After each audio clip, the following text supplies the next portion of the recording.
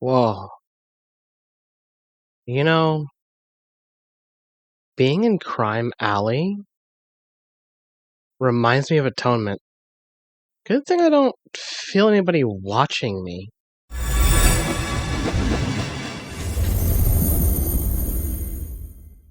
I might not ever understand entirely what it is about the Ninja Turtles, or Hero Turtles if you're in the UK, that makes this IP so popular.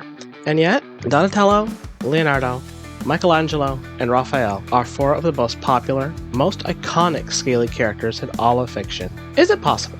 Is it even fair to write the Turtles into furry fandom? Who knows? That's not to say that every person who's into TMNT is a furry, but I guess it goes with a lot of the theme of anthropomorphizing that's going across a few pieces we have coming up. So Brie approached me about several popular IPs when it came to doing our next crossover, and one of them she pointed out has been done by both DC Comics and by Naruto, is the crossovers with TMNT. So I decided if we're going to do a Turtles crossover, I had to do this theme. Although if you're going to be reading the 6-part miniseries Batman v Ninja Turtles, you actually won't see this panel anywhere. At least not with the Kawabummer text. So to get some context, I sat down and read the entire 6-chapter story so I could help put this into perspective. The Turtles wound up in Gotham after Krang teleported them across dimensions. Interdimensional travel and time travel has been done plenty of times in Turtle canon before, but this time there's something different about the dimensions and how they function. It reminds me of what Andrew was saying, how the only way time travel could work differently in different dimensions would be if the laws of physics worked differently. So the Turtles v Batman universe is its own established universe with a difference in the rules of science between dimensions. Donnie even says they have different celebrities and different elements. One thing the Batman universe doesn't have is the existence of the mutagen that exists within the Turtle dimension. What that all means is that an invasive element, mutagen, is breaking down and becoming inert. The Turtles and Splinter only have a limited amount of time before they'll revert to their base animal forms and lose their sense of identity entirely. After a fight with the Foot, Raphael is wounded by Shredder and the group returns to the Batcave. Alfred orders some pizza, scolds Mikey for skateboarding in the mansion, and Donatello is having a wild time checking out the Bat computer while Leo and Batman train together. All this time, Raphael is increasingly irritated, as he usually is when he gets beaten in a fight, but more than that, seeing Batman's resources and tech, he gets the idea that Batman isn't actually a real hero, that he's just some rich kid, a thrill seeker who dresses up to punch bad guys. You know, that is sometimes a complaint when people think of Batman, how most of his villains are mentally ill, and he is this person from a privileged position who happens to fight them. But I think that's also missing a crucial part of Batman's character, and that is his kindness. Think of how he treats Harley Quinn, or a young girl who's having the absolute worst day ever. But in any case, with this story, fed up with waiting, pizza parties, and palling up with someone who he sees as a unserious and spoiled rich kid, Raphael leaves his own to face the Foot Clan and find a way home. And that's where the scene comes in. Batman, hoping to connect with Raphael, tracks him down in the Batmobile and takes him to Crime Alley. He reveals his story about the death of his parents and why he chose to become a hero. Raphael realizes that, just as he's worried about his brothers and his father, Batman once had a family that he cared about as well. In a lot of ways, Batman was the end result of what Raphael feared most, losing his family. It's the eventuality that we see in another short series by IDW Comics called The Last Ronin. Although it was heavily speculated to be Raphael leading up to release, the actual identity of the Last Ronin is none other than Michelangelo. Talk about a fall. But with regards to the meme, the Kawabummer text was added later and is credited to Raven Perez on Facebook, as that seems to be the origin. After this important revelation, Raph and Batman start seeing eye to eye. Leo starts to suffer from the effects of the mutagen becoming inert, and the Turtles are prepped to leave Gotham City with the help of Casey Jones. But Batman runs into an enormous problem.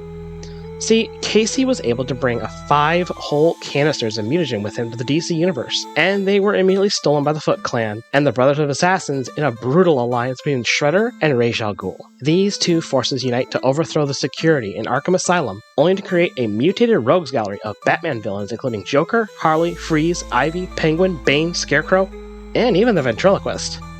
This time, thinking back on what Batman revealed to him, Raphael decides that they should all head to Arkham with the goal of helping Batman, now also joined by Damian Wayne's Robin, in defeating the Rogues Gallery and stopping Shredder and the Foot once and for all. Once the combined forces of Ra's and Shredder have been defeated, April O'Neil shows up in a true Deus Ex fashion, and everyone is able to go home. They even conveniently have enough time to cart the rest of the Foot back home as well. The end for now. But then to our part, I was wondering how I could incorporate our story into the meme. Agent K on Twitter did this one in a reference to the TMNT Naruto crossover, but I won't get into that.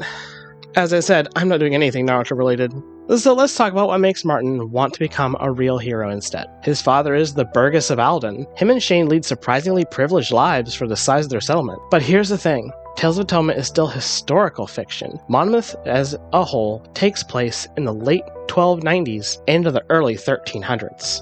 One historical event took place in Glasgow just miles from their home. On August 5th, 1305, a lesser noble and Scottish freedom fighter named William Wallace was captured by John de Menteith, a Scottish knight who was loyal to King Edward. King Edward, or Longshanks, was also known as the Hammer of the Scots for his vicious treatment of the Scottish people during his reign, and it was Wallace's capture and subsequent execution that spurred many young men of the time to take up arms in rebellion against a corrupt and violent leader.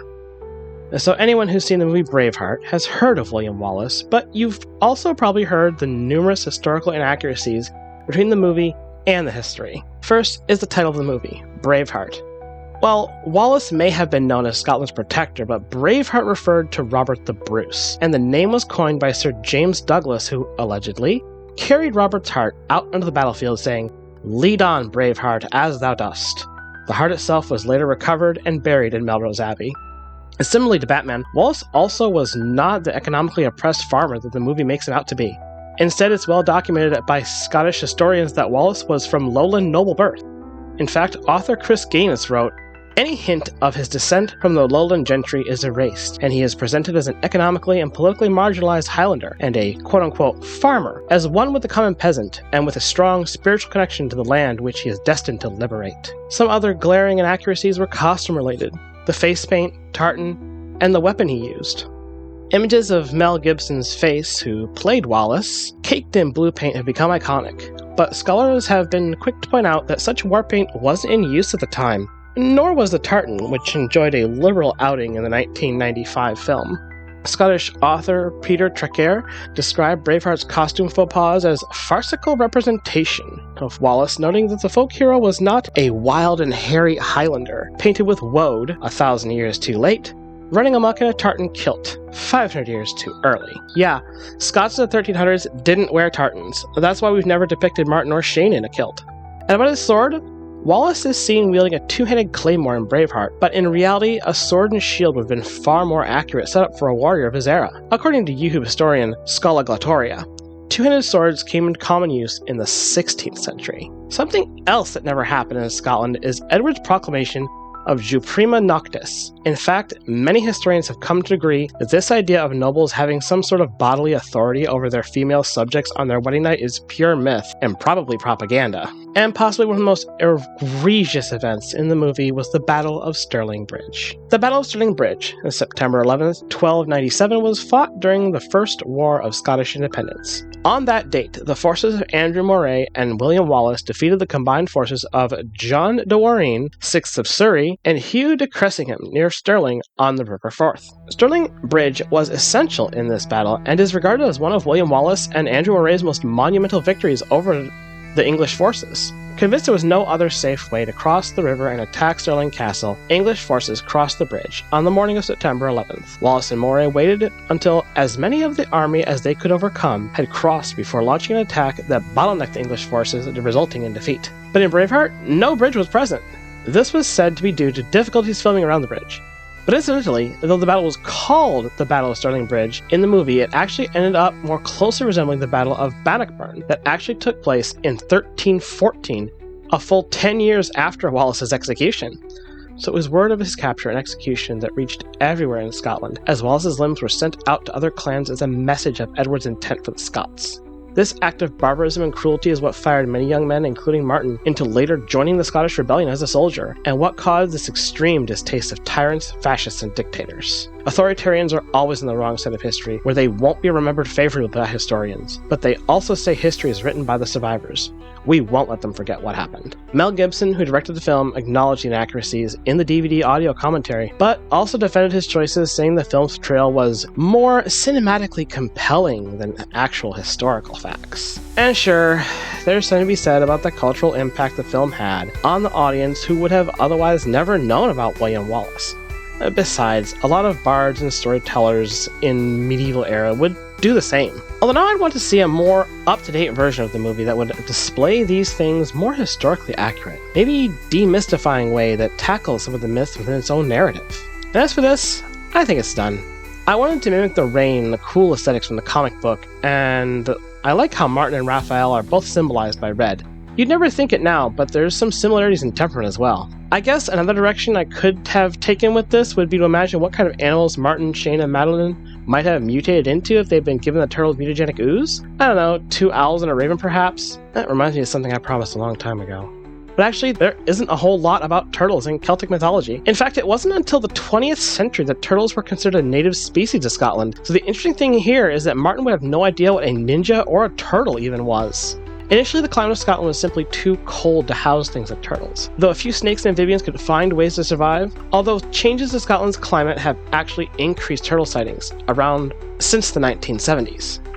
Today, loggerhead turtles and leatherback turtles are actually considered native species of the area, and efforts to preserve them in Glasgow are prominent kinds of activism. Well, here it is, guys. I hope this wasn't as big of a ramble as I think it sounds like in my head. I do try to find something to think about whenever we do these projects.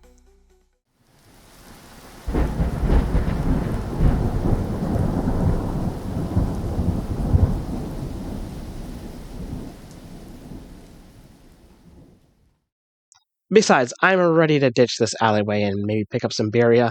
Do they have stuff like that in Gotham? What do you think? Leave me a like, subscribe, and ring my bell so you get notified of the next video. Right now, episode 5 is available in comic format on Patreon, so head over there so you can see it way ahead of YouTube. Art for this week is by Omnazo on Fiverr. It's an interesting name to say, Omnazo. So they're a digital artist who's been working as an illustrator since 2018, and even once used his talents as part of a game development studio. Interesting. I'm putting a link to their business down in the description, so if you want to commission Omnazo yourself, shoot them a message today.